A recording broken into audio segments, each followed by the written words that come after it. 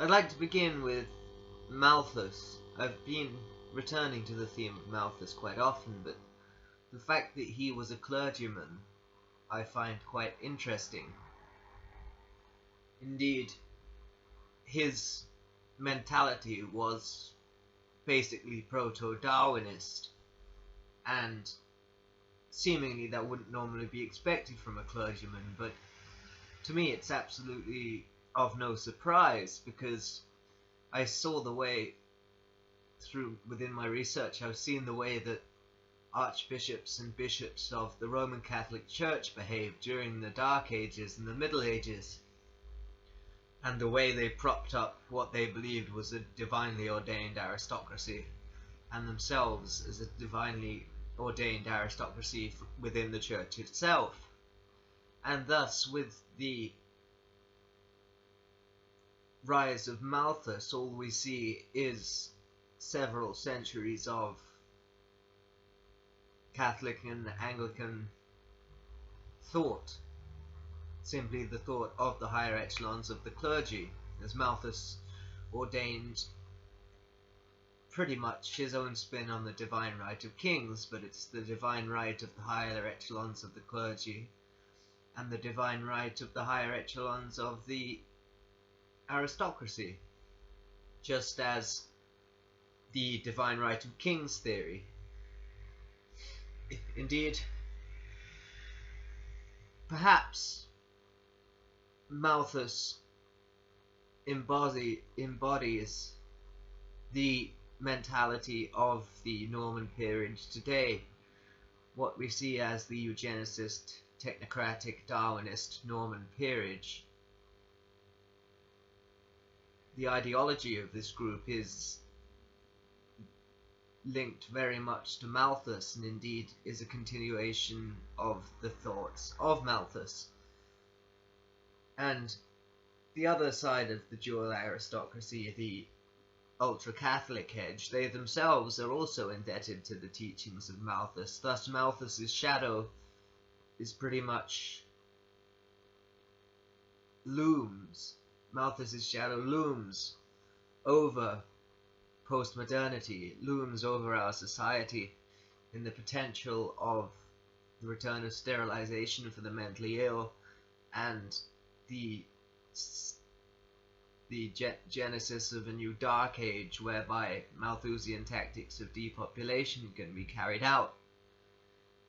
And indeed, I was thinking that perhaps Britain has never actually been without Catholicism, for even through the years of between Henry VIII's split from the church in the early 1500s, between then and the completion of the Jesuit colonization in 1815, the Anglican Church ruled, as indeed it still does, but now it is a direct puppet of the Vatican, and indeed is wholly Catholic in its practices apart from the preaching.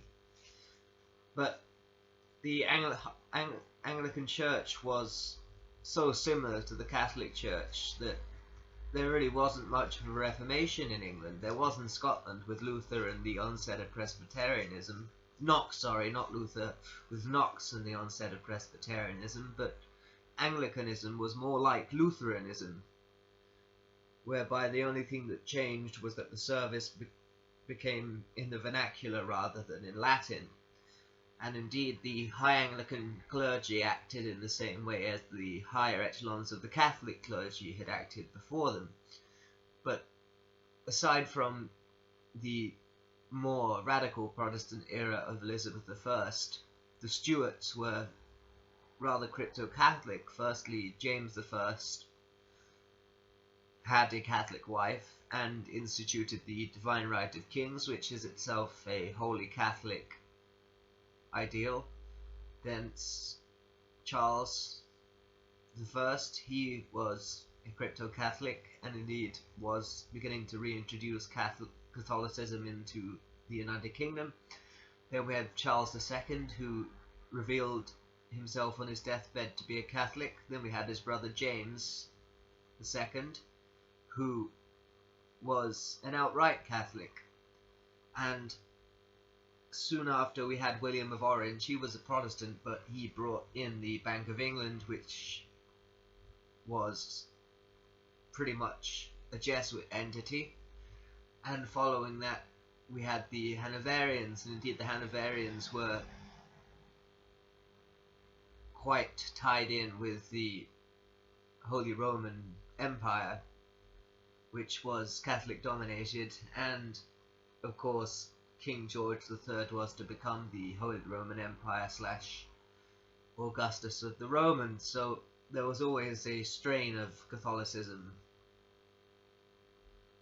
within the monarchical tradition, and figures such as Malthus injected their own Catholicism, crypto-Catholicism, into the mixture, as Malthus' ideas straddled both Catholicism and the Anglican clergy, and indeed, as I've stated, create a shadow that looms over us today. Malthus is one of the most important historical figures when we consider our current situation, especially we useless eaters, we schizophrenics. We are the ones who would be some of the first targets of Malthusianism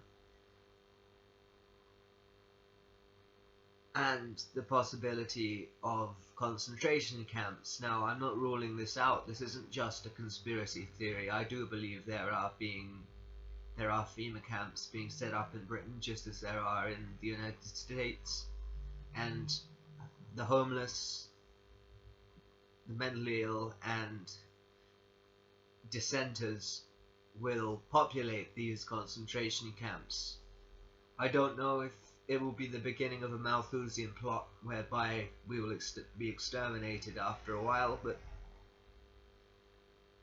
for that to happen, the powers that be would have to get the full consent of the population, and to do that would have to occur in a similar style as what happened in Nazi Germany. There'd need to be a rise of the psychology of fascism, and this is displayed in the text of Wilhelm Reich, and this rise of the psychology of fascism would need to take over the entire society. Thus, whatever the powers that be thence decided to do, they would have the tacit or complete support of the public. For instance, the first sort of measures, perhaps sterilization of the schizophrenics, the neurotics, the manics, then concentration camps for dissenters, and then book burnings, of course. In fact, book burnings would come potentially before or just after sterilization. Mass censorship, which is already occurring. A police state, which is already occurring. Thus, we are seeing the rise of a fascist entity in this nation, which is supported by both strands of the dual aristocracy. The ultra-Catholic theocrats demand it. As I've noted in my previous video, there is a very thin line of division between fascism and Catholicism. They are basically one and the same. And so we are witnessing the rise of the police state and mass censorship, and the ultra-Catholic theocrats are supporting that, and the technocratic, Darwinistic, Malthusian Norman peerage are also supporting it, as are both the Catholic clergy and the Anglican clergy. And indeed, oddly, the New Age movement is supporting this derangement that is fascism. And it is no longer creeping, it is beginning to take pace. the introduction of fascism into the United Kingdom is beginning to take pace at a quicker speed every single day. But most people would say fascism, but this isn't Nazi Germany, we're not acting like Nazi Germany. No. Fascism doesn't have to have an ethnic basis. Fascism doesn't have to be rooted in Nordicism and be exactly inclined to the same processes as Nazi Germany was. Fascism can take other forms. Indeed, the New Age movement is a form of fascism, although the New Agers would probably debate that, but from what I've witnessed and those of the New Age movement I am acquainted with, they are fascists. But fascism can take a radically different exterior form from Nazi Germany or fascist Italy, but still be fascism all the same. And indeed, this is what is occurring. This is fascism. This is a fascist police state. How long before we have neighbour denouncing neighbour? How long before we have police spies everywhere on the streets? How long before we have snitches and informants within streets? The neighbourhood watch will be taken over by a Gestapo-style unit. And indeed, they're watching our activities on the internet and our telephone conversations, and are attempting to control our daily lives as much as possible. Indeed, I am seeing a society that may become as ancient Tyre, the Tyrian oligarchy, sat at the top and tattooed all their subjects and just created a mass slave system in a similar manner to the Soviet Union. Now, Stalinism is extreme communism. Here is another example of how fascism doesn't necessarily need to be Nordicist, and as Nazi Germany was. Stalinism came out of Marxist-Leninism initially, created a system whereby people pretty much had communal factories, and so say communal anyway, and there was a large system of gulags, sort of state prisons. Indeed, see Solzhenitsyn's The Gulag Archipelago, but Stalinism wasn't just Marxist-Leninism in Stalin's own form, it was fascism. Stalinism was fascism. Stalinism was fascism just as much as Hitlerism was fascism, just as much as the policies of Francisco Franco was fascism, or Ante Pavelic, or Tiso, or Mussolini. Stalinism was just as much fascism as Hitlerism, and all the other ones I've just mentioned. Indeed, the South African regime, such as Peron, also very much fascist.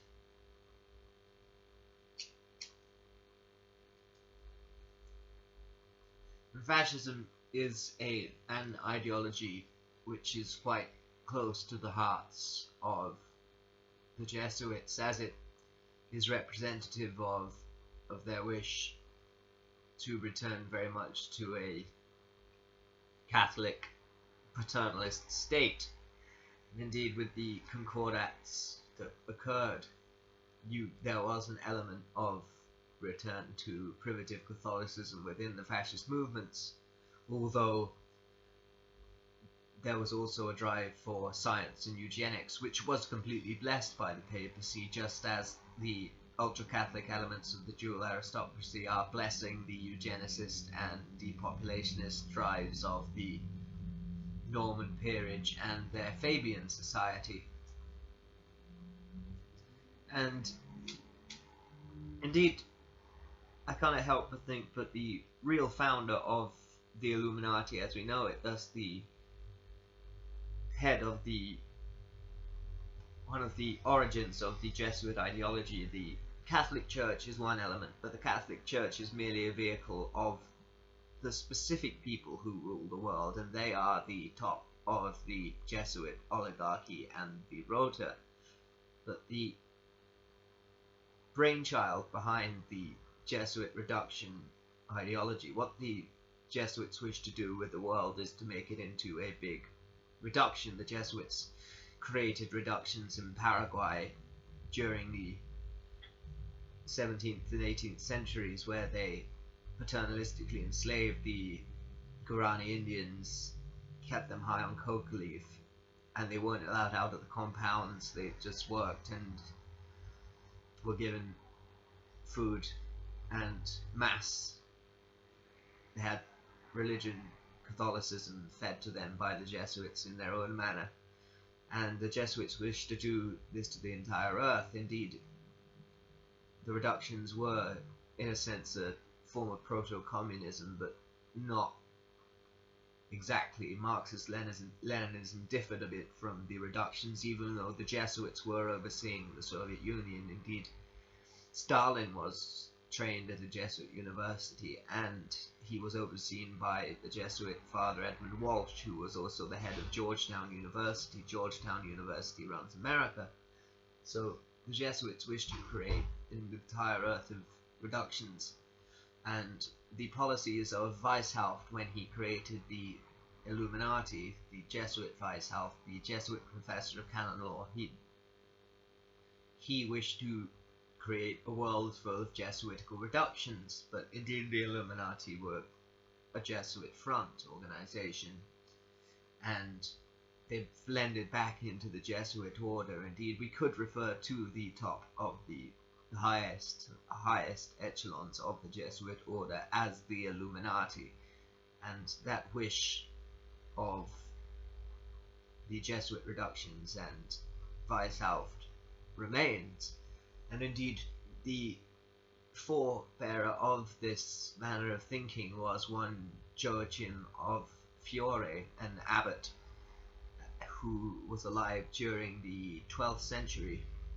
Indeed, his ideals began to manifest around the same time as the Templars, and thus we can put both the Jesuit order and we can trace the Jesuit order's origins back to both Joachim of Fiore and the Knights Templar. And Joachim of Fiore pretty much invented Romanised Communism, which is exactly how the Jesuit reductions in Paraguay were. And he also wished for a return to the primitive Roman Catholicism, which is the Roman Catholicism of the Dark Ages, the pure Roman Catholicism, which is exactly what the Jesuits intended to do when they came to power.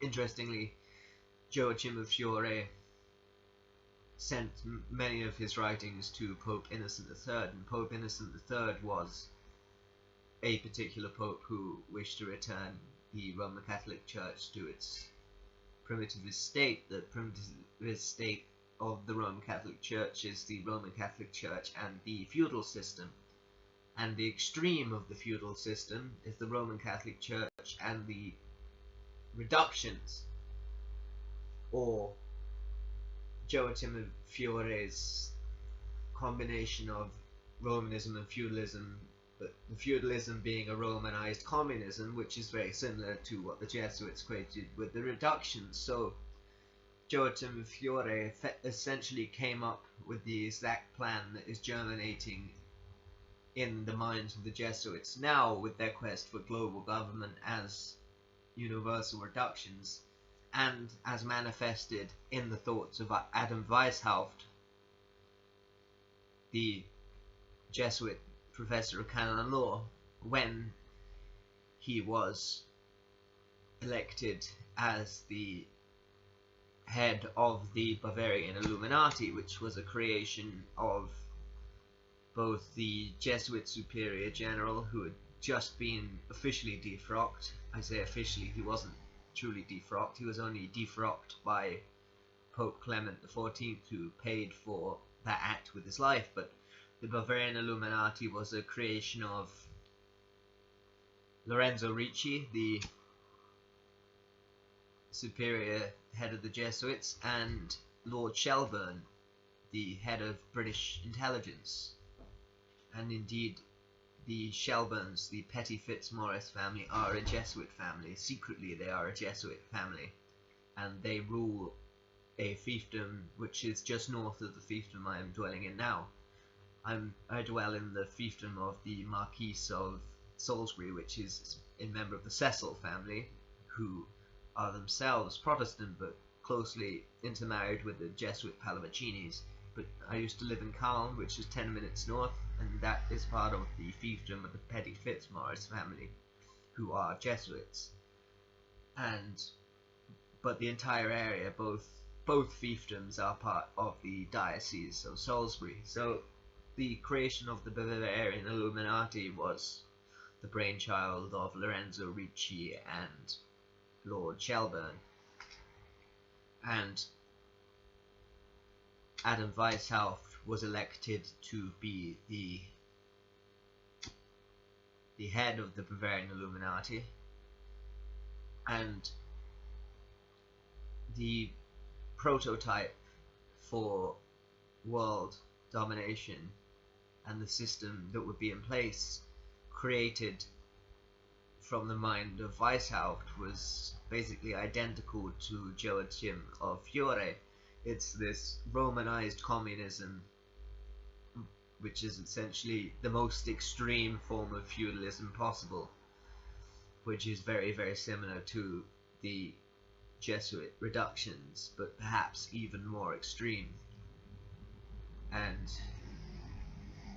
this ideal was furthered in a sense. It was put into secular tones by Marx, who was himself instructed by Jesuits, but that was for an agenda, that was for the dialectic. It wasn't for world domination so much. It's Romanized communism that shall be worldwide. The Marxist branch of communism was merely set up to be a part of the dialectics that the Jesuits wished to create in the 20th century. The form of communism that will be related to the emergent New World Order will be the Romanized communism of Joachim of Fiore and Adam Weishaupt of the Bavarian Illuminati.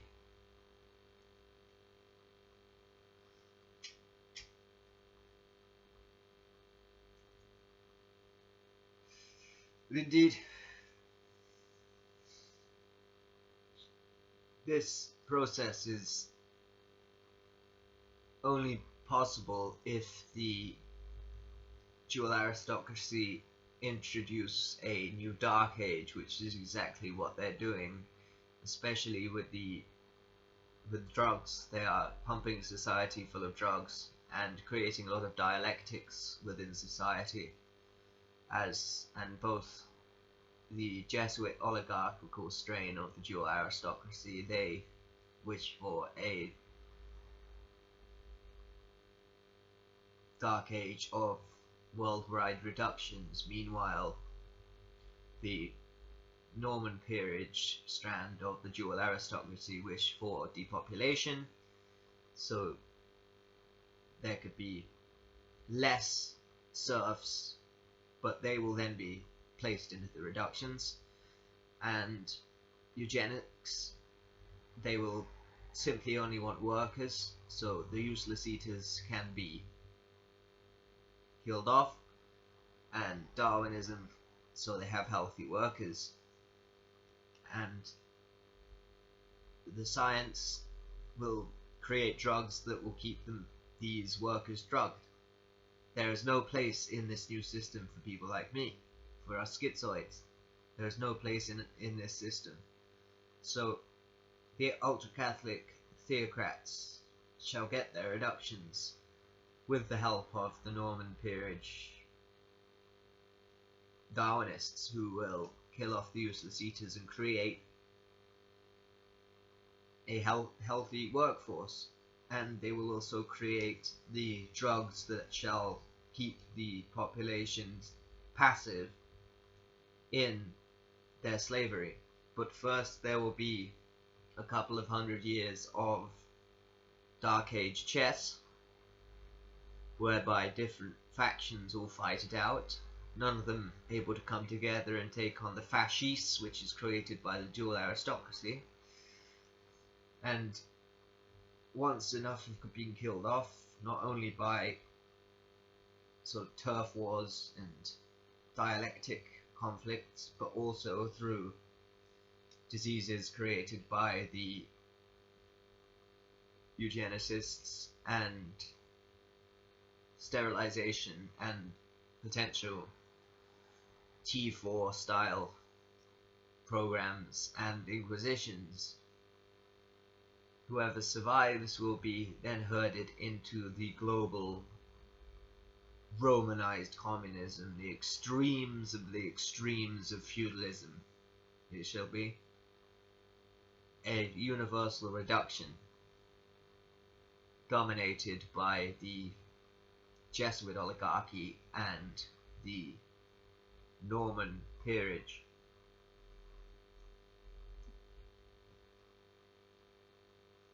It shall be very much the Aloe and the Morlocks, but both above ground. There will be two distinct types of human being. And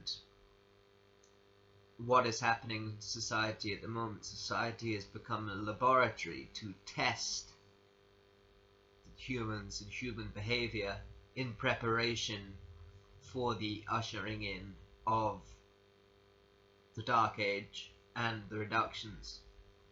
Thus, everything about us is being studied, and of course psychiatry and censorship, everything. There is no escape from the laboratory. We're all guinea pigs, especially drug users. They are injecting the society literally with more and more different random types of drugs. There are now thousands of different kinds of drugs you can get high on. It's not just the basic street drugs anymore. There's now everything you can possibly dream of and think of. Take you to all different places in the mind.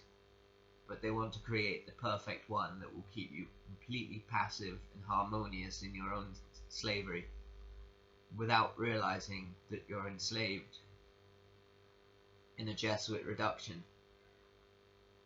We are all the Guarani Indians now.